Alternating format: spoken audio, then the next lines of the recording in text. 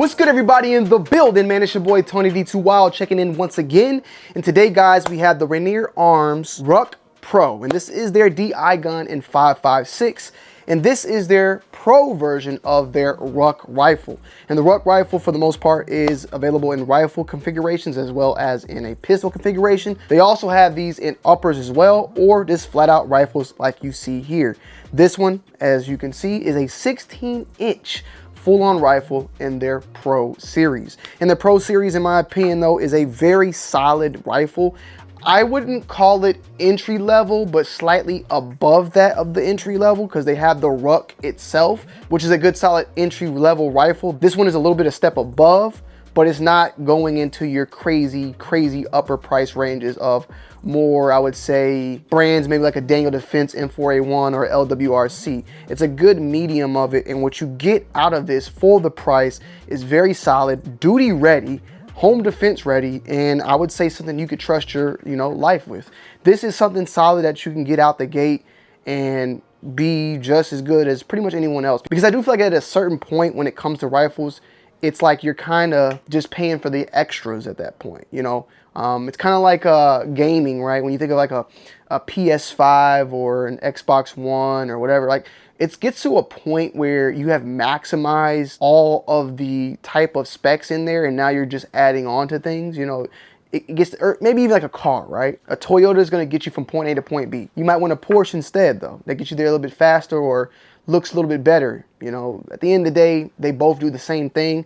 One just looks a little bit better and a little bit faster for the most part. With that said, it doesn't take away from this being a fact that this is a pro, and with it being a pro, it comes with a lot of things that a lot of these more expensive rifles come and some don't even come with. You have a 16-inch RUC barrel with a 1.7 twist 4150 CMV steel. And the upper receiver here is forged and features this really nice 15-inch handguard. This is a Rainier Industries handguard, and what I like about this handguard is because it features so many slots on it. Slots at the 2, the 3, the 6, the 9, and the 10. You really can't beat that for full-on accessories as needed with this thing. Ambidextrous charging handle. This is in particular a Voltor. You got a low profile gas block that you can't really see, but it's pinned. You have their flash hider, which may be kind of blocked out, but you'll see it in the B-roll. Flash hider, which I may remove and put something on so I can actually run it suppressed.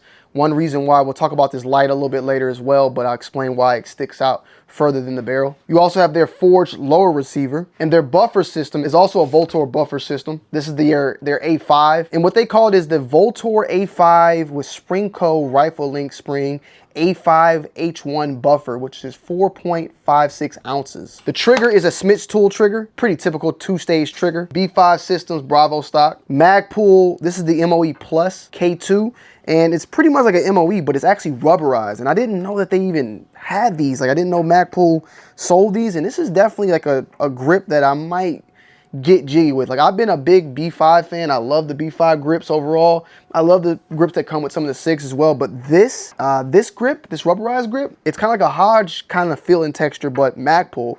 And I definitely did not know about this, and moving forward, this might be something that we'll have to definitely check out. And the weight of this is 7 pounds and 4.3 ounces. And it comes also with this very nice saver bag. And this is a 2-gun bag, by the way, so you can put 2 guns in this bad boy.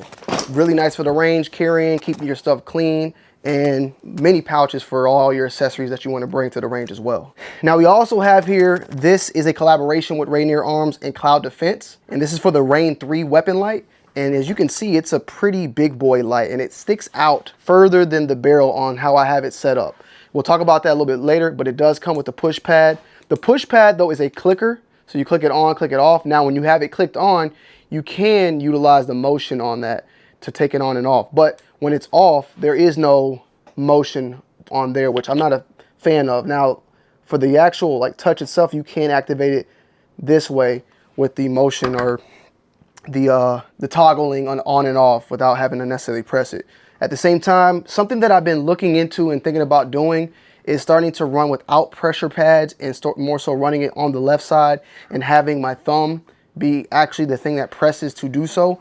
I see a lot of the guys that are like SWAT guys, SEALs, all these guys speak of not really utilizing pressure pads and going more so for that thumb on the button more so. And I can kind of understand why, because why?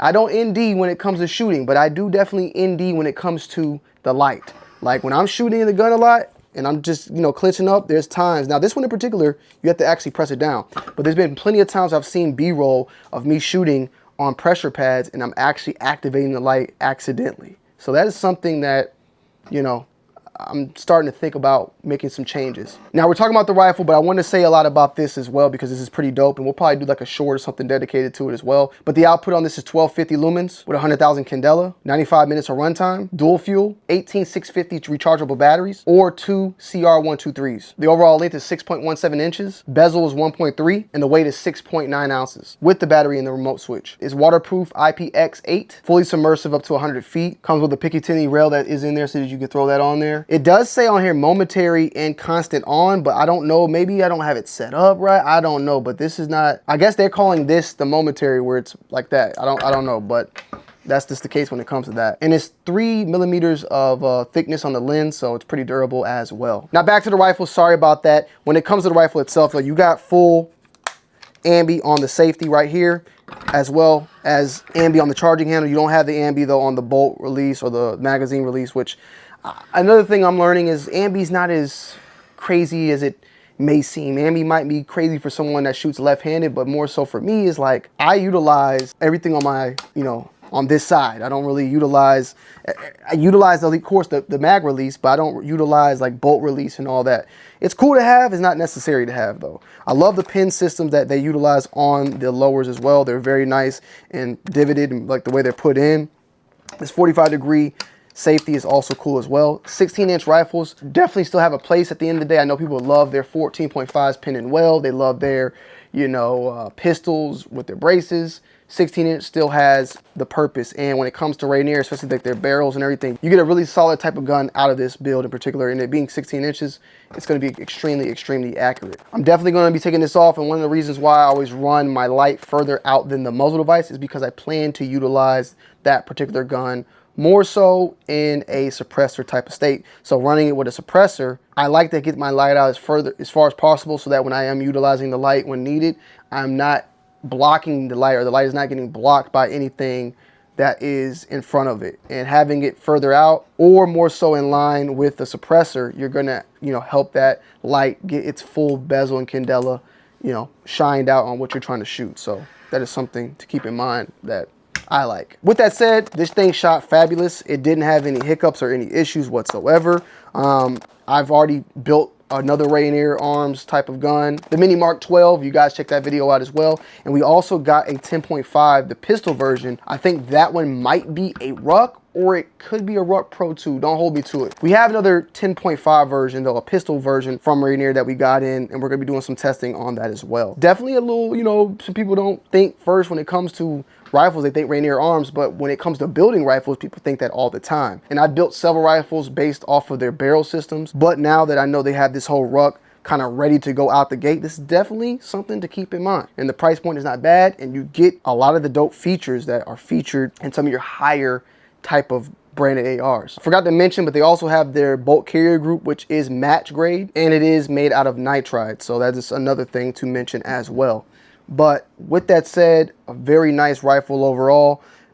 They tend not to always stay in stock, but you can go and check it out and see if they do. More than likely they might, but for the most part, we're definitely going to be utilizing this more and more, and we'll have some follow-up videos in the near future on that, because I definitely want to run it suppressed as well, and maybe even see about taking it out to like 100 yards and just seeing that part. Like I have access to 300 yards easily, but that takes a little bit of a drive. But I definitely want to start taking some more long range content, and that is definitely something that is on my list to do. So this wouldn't be a bad gun to do so with as well. But let me know you guys' thoughts and opinions down below in the comment section as always. I love y'all, I appreciate y'all, and I'm gonna see y'all in the next one. I'm out.